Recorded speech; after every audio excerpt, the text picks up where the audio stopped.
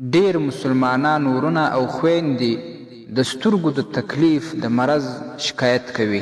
کله وایي د سترګو نظر مو کمزوری دی، کله وایي چې سترګې مې اوښکې کوي، کله وایي سترګې مې سرې وي یا خارښت کوي وغیره نور امراض. نو د دې ټولو تکلیفونو او مرضونو لپاره زه تاسو ته یو قرآني علاج ښیم. په قرآن کریم کې آیت راځي په 26مه سپاره کې په سورة قاف کې اوله رکو ده 22م آیت دی. فکشفنا عنك غطاءك فبصرك اليوم حدید. دغه آیت د هر لمانځه وروسته 3 واره ویل کیږي.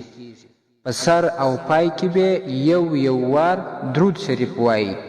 بیا به دا پر خپلو ګوتو باندې چوف کې ګوتې به پر خپلو سترګو باندې راتېروي.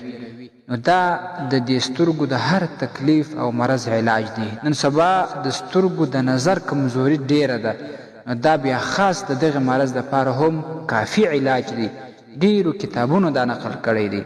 دا به تر هغه کوئ تاسو تر څو چې د سترګو دا نظر نه سم شوی او دا د سترګو مرض نه وي ختم شوی.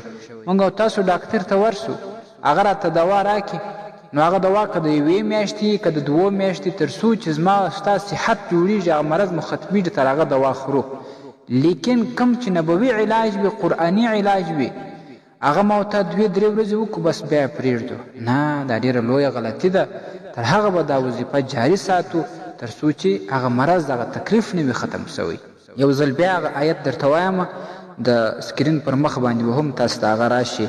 فکشفنا عنك غطاءك فبصرك اليوم حدید.